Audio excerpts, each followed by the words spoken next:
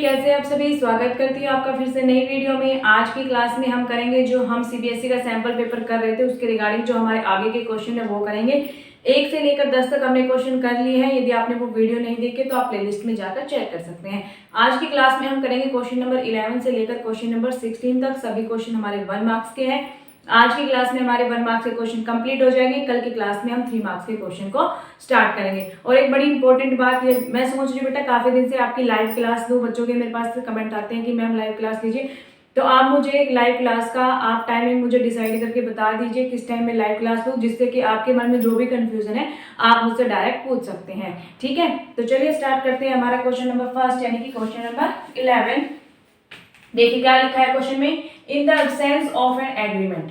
आपका एग्रीमेंट नहीं है, partners are entitled to, partners को क्या मिलेगा? Profit share in capital ratio नहीं मिलेगा, commission for making additional sale नहीं मिलेगा, इंटरेस्ट ऑन लोन या advances by them to the firm ये आपको मिलेगा। ठीक है, salary for working extra hours नहीं मिलेगी, इंटरेस्ट ऑन कैपिटल नहीं मिलेगा। ये सारी चीजें आपने कर रखी है। तो इसके ऑप्शन देखिए क्या दिया रखा, ऑप्शन है only first fourth and fifth, नहीं ये भी नहीं है। ओनली सेकेंड एंड थर्ड नहीं है। ओनली थर्ड ऑप्शन हमारा करेक्ट है। ओनली फर्स्ट एंड सेकेंड भी हमारा, थर्ड भी हमारा करेक्ट नहीं है। ठीक है, आगे देखिए, Rancho limited took over assets worth ₹20 lakh. Rancho ने क्या लिया है, 20 लाख के एसेट्स को परचेज किया है फ्रॉम पीके लिमिटेड। किससे लिया है बेटा, पीके लिमिटेड से लिया है। बाय पेइंग, पे किया उसने 30% through bank draft and balance bye issue of shares. 30% का तो उन्होंने बेटा बैंक और ड्राफ्ट दिया है, और जो बाकी 70% किया है वो किससे किया है, इश्यू ऑफ शेयर्स ऑफ ₹100 का हमारा एक शेयर होगा। एंड प्रीमियम पर बेचा है हमने, सॉरी इशू किया है 10% प्रीमियम पे, यानी कि 100 का शेयर हमने ₹110 में दिया है। किसको, पीके लिमिटेड को। The entry to be passed by Rancho limited for settlement will be. तो सबसे पहले देखो बेटा, रेंचो ने क्या परचेज किया है, एसेट्स परचेज किया है। यदि उसने कैश में किया होता तो हम वहां पर एसेट्स लिख देते। ठीक है, लेकिन अब हमारे पास एसेट्स के बदले में हम किसका नाम लिखेंगे, यहाँ पर पीके लिमिटेड का लिखेंगे, क्योंकि अभी हमने उसकी पेमेंट नहीं की है। तो हमारे पास कौन आया, पीके लिमिटेड। तो रेंचो के बुक में पीके लिमिटेड को हम डेबिट कर देंगे बेटा 20 लाख की अमाउंट से। ठीक है, अब हम करते हैं कि उसने पेमेंट कैसे कैसे की उसकी। तो 30% उसने किससे किया है, बैंक ओवरड्राफ्ट से। तो 20 लाख को आपको क्या निकालना है, 20 लाख का बेटा आपको 30% फाइंड करना है। तो 20 लाख का 30% हमारा कितना होता है, 20 लाख का 30% हमारा 6 लाख रुपए होता है, यानी कि 6 लाख रुपीज होता है। 6 लाख में से कितना बचा, 14 लाख बचा, जो क्या किया है, इश्यू ऑफ शेयर्स किए हैं। अब 14 लाख रुपए है बेटा ये हमारे, ठीक है, शेयर्स नहीं है। 14 लाख रुपए हमने किस में दिए हैं, इश्यू ऑफ शेयर्स में दिए हैं। अब इसको हमें नंबर ऑफ शेयर्स हमें फाइंड करना पड़ेगा। ठीक है, आपने ऐसे क्वेश्चन किए होंगे ना, नंबर ऑफ शेयर्स हमें फाइंड करना है। अब शेयर प्रीमियम पर है तो 110 रुपए का एक शेयर है, डिस्काउंट पर होता तो उसको माइनस करके लिख देते। ठीक है, आपको पता है सारी चीजें। तो 14 लाख को यदि बेटा हम 110 से डिवाइड करते हैं तो हमारे पास अमाउंट आती है 12,727.27 हमारी अमाउंट आती है। ठीक है, अब हमने क्या किया है, 100 रुपए के तो शेयर इशू किए, तो शेयर कैपिटल में 100 के अमाउंट से इसको मल्टीप्लाई कर देंगे तो कितना आ जाएगा, 12,72,700 आ जाएगा। ठीक है, इसको बेटा बैलेंस फिगर करके लिखना है। ठीक है, पॉइंट्स में 207 ऐसे मत लिखना, जो हमारा जीरो के अकॉर्डिंग जो हम इनको सेटलमेंट करते हैं ना पॉइंट के बाद, उसको ऐसे लिखना है आपको। ठीक है, फिर सिक्योरिटी प्रीमियम लिखेंगे भाई, 12,727 का हमारा पॉइंट्स का शेयर था, इसको 10 से मल्टीप्लाई करेंगे तो इसका आ जाएगा 12,700, 1,27,272 आएगा। अब यहाँ पर देखिए 72 है तो यहाँ पर पॉइंट के बाद भी यहाँ पर 7 लिखा है, तो यहाँ पर हम डायरेक्ट इसको 70 कर देंगे, इसको अप्रोक्सीमेट कर देंगे तो 1,27,270 आ जाएगा। अब देखिए सबसे बड़ी बात यहाँ पर कंफ्यूजन क्या आती है, जब हम इन दोनों को प्लस करते हैं तो हमारा 30 अमाउंट का ₹30 का कुछ बैलेंस रहता है, यानी कि बैंक ओवरड्राफ्ट तो हमने 6 लाख का इश्यू किया क्योंकि 30% है। तो अब 30 हम रुपीज कहाँ लिखेंगे, इसको हम लिखेंगे बेटा बाय टू बैंक ओवरड्राफ्ट में ही लिखेंगे, या तो ये 30 हमारा क्या हो सकता है, क्वेश्चन में इंटरेस्ट आपको दिया गया होगा। ठीक है, इसी लाइन ये आपने बैंक ओवरड्राफ्ट पे इंटरेस्ट पे किया होगा तो 30 यहाँ पर ये अमाउंट इसमें ऐड हो जाएगी टू बैंक करके जो हम लिखेंगे। ठीक है, आगे देखिए question number 13, a company forfeited 3,000 shares of ₹10 each. Company ने क्या किया, 3,000 शेयर क्या किए हैं, फॉरफिट किए हैं। एक शेयर 10 रुपए का है, on which only ₹5 per share has been paid out. उसमें से क्या किया है, ओनली 5 रुपए का शेयर क्या किया है, आपने पेड किया है, जो फॉरफिट किया है उसमें 1 रुपए का हमारा प्रीमियम भी इंक्लूड है। यानी कि 10 में से क्या मिला है हमें, ओनली 4 रुपए मिले थे उस शेयर्स के ऊपर जो आपने 3000 को फॉरफिट किया था। Has been paid out of these few shares, इनमें से कुछ शेयर को, यानी कि 3000 में से कुछ शेयर को हमने क्या कर दिया है, री इशू कर दिया है at a discount of ₹1 per share were and ₹6000 were transfer to capital reserve. और हमने क्या कर दिया, उसमें से 6000 का कैपिटल रिजर्व आपका बना है। हाउ मैनी शेयर्स वर री इशूड, यानी कि आपने 3000 के शेयर फॉरफिट किए, ठीक है। फॉरफिट करने के बाद आपको उस पर 5 रुपए की अमाउंट मिलती, 1 रुपए का उसमें प्रीमियम इंक्लूड था। फिर उसमें बोला है कि उसमें से आपने कुछ शेयर, आपको वो शेयर फाइंड करने, आपने क्या किया, उनमें से कुछ शेयर को क्या कर दिया है, री इशू कर दिया है, डिस्काउंट पर इशू किया। आपने देखा होगा जब आपने शेयर वाला चैप्टर किया होगा, जब हम री इशू करते हैं उस टाइम पे यदि हमारा प्रॉफिट होता है तो हम उसको कहाँ पर ट्रांसफर करते हैं, कैपिटल रिजर्व में ट्रांसफर करते हैं, ठीक है। इसमें भी ऐसा है कि री इशू करने के बाद हमें क्या हुआ, 6000 का प्रॉफिट है, उसको हमने कहाँ पर ट्रांसफर कर दिया, कैपिटल रिजर्व में ट्रांसफर कर दिया। तो अब आपको शेयर बताने कि आपने 3000 में से कितने शेयर को री इशू किया। अब देखिए सबसे पहले हमने नंबर ऑफ शेयर्स को मान लिया, माने कि जो इशू किया उसको हमने x मान लिया, ठीक है। अब यहाँ पर हमें रिसीव हुए थे बेटा कितने, हमने 4x, हमारे शेयर फॉरफिटेड थे वाले। आप जब वही अमाउंट करते हो ना, जो हमारा जो शेयर होल्डर है, जो जितनी उसने पेमेंट करी है उसी को तो फॉरफिट करोगे ना, वो अमाउंट ही तो आप अपने पास रखोगे ना। तो 4x मान लिया हमने। 4x क्यों माना बेटा, क्योंकि 5 का शेयर था, 1 रुपया हमारा प्रीमियम का था, उसको हमने माइनस कर दिया, 4x हमें रिसीव है। इसमें से माइनस कर देंगे हम x, यानी कि जिसको हमने री इशू कर दिया, किस अमाउंट को, जिसको हमने री इशू कर दिया उसको माइनस कर देंगे, तो हमें 6000 का बेटा रिजर्व मिलता है। क्या मिलता है हमें, 6000 का रिजर्व मिलता है इसमें से।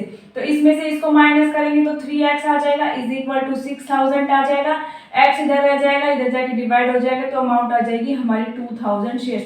हमने कितने शेयर्स को इशू किया बेटा, 2000 शेयर्स को इशू किया है। बेटा यदि आपको कोई भी क्वेश्चन के रिगार्डिंग कोई क्वेरी रह जाती है तो आप मुझे कमेंट सेक्शन में बता सकते हैं, मैं नेक्स्ट वीडियो में उसको कवर करने की पूरी कोशिश करूंगी, ठीक है। आगे देखिए, X and Y are partners in a firm with capital of ₹18,000 and ₹20,000. दो पार्टनर्स हैं X and Y. Z brings ₹10,000 for his share of goodwill. Z को एडमिट किया गया, 10,000 रुपये किसके लेके आया, प्रीमियम फॉर गुडविल के लेकर आया, and he is required to bring proportionate capital for 1/3 share in profits. The capital contribution of Z will be. अब हमें Z की कैपिटल फाइंड करनी है। देखिए इस प्रकार के क्वेश्चन मैंने आपको करवाए हैं जब हमने एडमिशन का चैप्टर किया था। इसमें हम क्या करते हैं, ये कौन सा क्वेश्चन है कि ओल्ड पार्टनर के कैपिटल के बेस पर आपको क्या करना है, न्यू पार्टनर की कैपिटल को फाइंड करना है। तो इसमें हम क्या करते हैं, जो ओल्ड पार्टनर्स है उसके बेटा आफ्टर ऑल दी एडजस्टमेंट के बाद हम क्या कर लेते हैं, उनकी कैपिटल फाइंड कर देते हैं, फिर उनकी रेशियो का प्रोपोर्शनेट कर देते हैं, उनकी रेशियो का प्रोपोर्शनेट करने के फर्म की पूरी कैपिटल निकल के आ जाती है, और फिर हम क्या कर लेते हैं, नए पार्टनर का शेयर फाइंड कर लेते हैं। अब इस क्वेश्चन में देखिए कहीं पर भी आपने x एंड y की कैपिटल रेशियो गिवन है, नहीं गिवन है, ठीक है। तो इस केस में हम क्या करेंगे, सबसे पहले देखिए हमारी फर्म की टोटल कैपिटल क्या होगी। हमने मान लिया कि फर्म की टोटल कैपिटल होगी हमारी x, ठीक है। तो इस x को हम कैसे फाइंड कर सकते हैं, देखिए क्वेश्चन में x एंड y को क्या क्या मिलेगा, 18,000 इसकी कैपिटल है, 20,000 इसकी कैपिटल है, 10,000 वो गुडविल का शेयर लेकर आया है। तो ये 10,000 गुडविल का जो शेयर है ये कौन डिस्ट्रीब्यूट करेगा, ओल्ड पार्टनर से डिस्ट्रीब्यूट करेंगे, इनके कैपिटल अकाउंट में इसको हम एडजस्ट करेंगे, ठीक है, चाहे उनकी सैक्रिफाइस रेशियो कुछ भी हो। तो यानी कि 10,000 भी इनको मिलेगा, यानी कि अब इनके after all the adjustment total amount कितना होगा, इनको ऐड कर लेते हैं, 20,000, 38,000 एंड 48,000।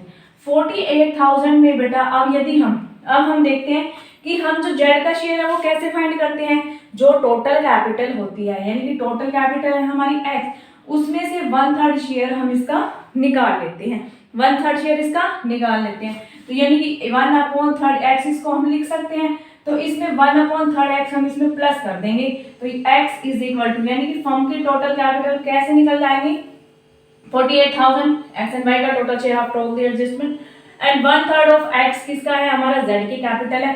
हम इनको प्लस करेंगे तो फर्म की टोटल कैपिटल निकल के आ जाएगी, ठीक है, न्यू कैपिटल जो हमारी होगी। तो अब इसको आप करेंगे एडजस्ट तो आ जाएगा, इसको इधर जाके माइनस करेंगे तो ये 2/3x हो जाएगा इज इक्वल टू 48,000। इधर x रहेगा, ये उधर जाकर रेसिप्रोकल हो जाएगा तो 3/2 हो जाएगा। इसको डिवाइड करेंगे 2 2 जा 4 2 4 जा, ये 72,000 हमारी क्या आ जाएगी, टोटल फर्म की कैपिटल आ जाएगी। अब ये सिर्फ टोटल फर्म की कैपिटल आई है बेटा 72,000। अब हमें निकालनी है जेड की। बच्चे इसी में कंफ्यूज हो जा रहे हैं, अगर 72,000 ऑप्शन इनको दिखे ना टिक लगा क्या, आपको पूरे क्वेश्चन को ध्यान से पढ़ना है। अब हमें जेड की कैपिटल फाइंड करनी है, तो z का शेयर है 1/3, इसको डिवाइड करेंगे तो 24,000 हमारी क्या आ जाएगी, z की कैपिटल निकल कर आ जाएगी। ठीक है, आया क्वेश्चन बिल्कुल समझ में? बड़ा ही मजेदार क्वेश्चन है बेटे, सारे जितने भी आज की क्लास में क्वेश्चन है ना, सब में कुछ ना कुछ ट्विस्ट है, बड़े अच्छे क्वेश्चन है। यदि जो बच्चा इन क्वेश्चन को पार कर जाता है ना, मैं मानूंगी कि वो एग्जाम में आराम से 95% मार्क्स आराम से लेकर आ सकता है, क्योंकि उसके कॉन्सेप्ट बिल्कुल क्लियर है कि कैसे हमारी क्या चीजें आती है। ठीक है, आगे देखिए, A and B are partners, B draws a fixed amount at the end of every quarter. ठीक है, बी क्या कर रहा है, विड्रॉ कर रहा है eight the end of every quarter. Interest on drawing is charged at the rate of 15% per annum at the end of year. Interest on B's drawing amounting to rupees 9,000. Drawings of B were.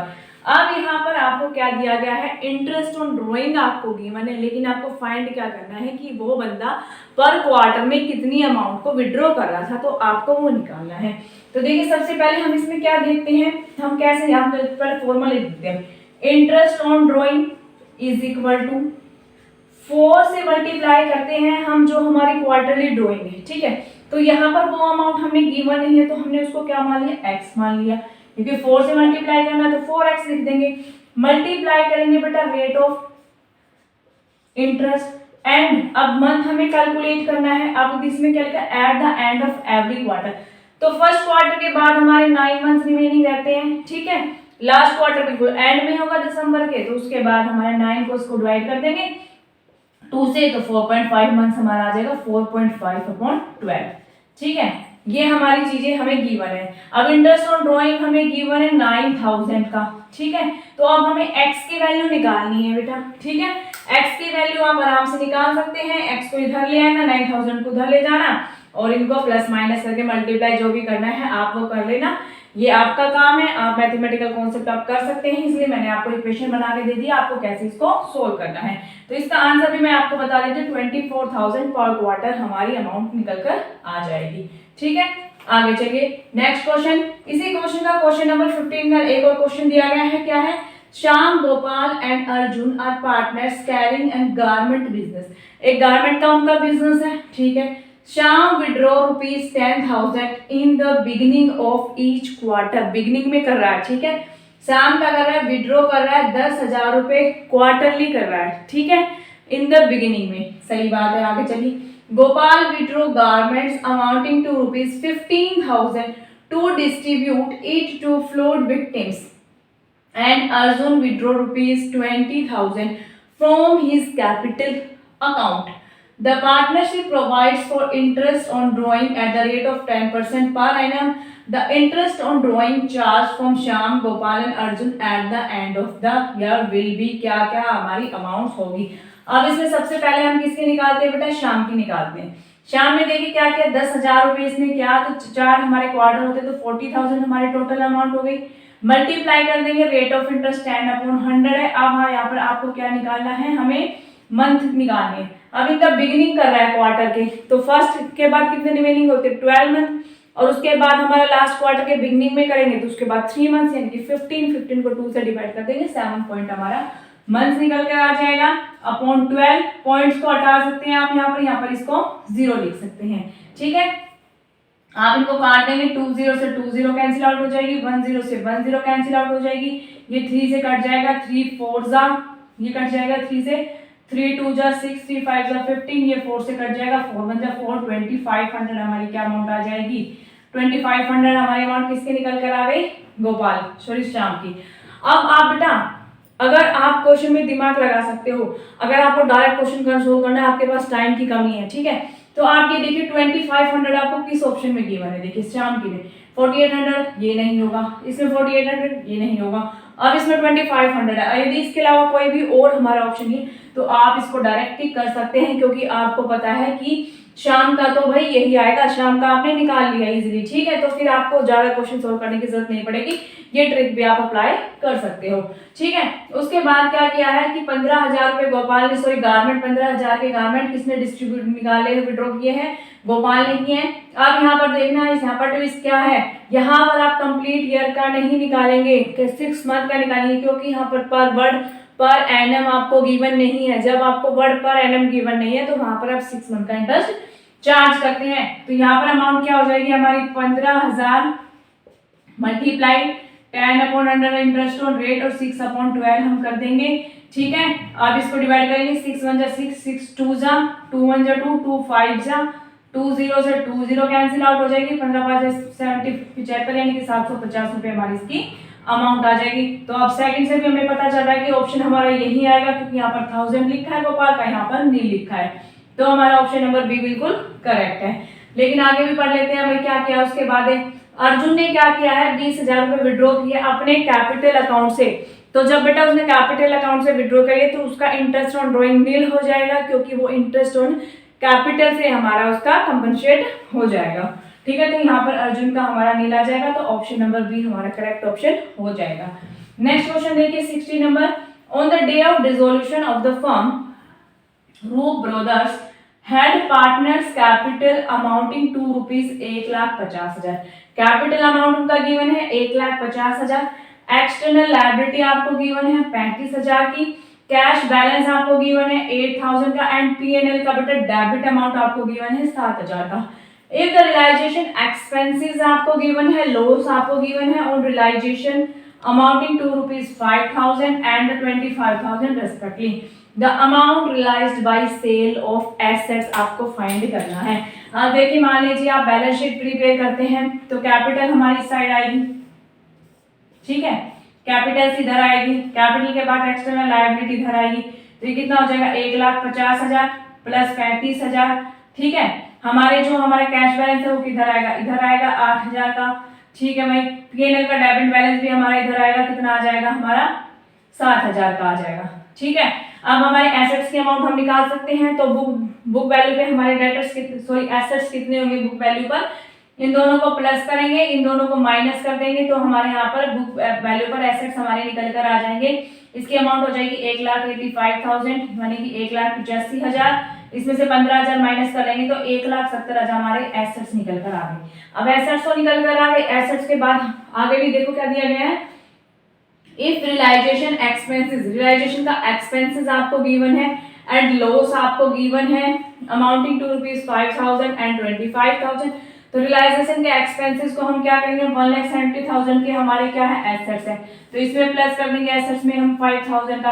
अब realisation का हमें loss भी हो गया बेटा, कितना loss हो गया 25,000 का, तो उसको हम माइनस कर देंगे 25,000 को, तो हमारी अमाउंट निकल के आ जाएगी 170 में 5 को प्लस किया तो 175 में से 25 को माइनस कर देंगे, 1,50,000 हमारा क्या आ जाएगा एसेट्स की रियलाइज और सेल वैल्यू वो हमारी निकल कर आ जाएगी, ठीक है। तो ये थे आज के हमारे क्वेश्चन, ये सभी क्वेश्चन 1 मार्क्स के हैं बेटा, बड़े इंटरेस्टिंग क्वेश्चन है। यदि आप इनको सोल्व कर लेते हो तो मैं गारंटी देती हूँ कि आप आराम से क्वेश्चन को टाइम पर कर लेंगे, ठीक है।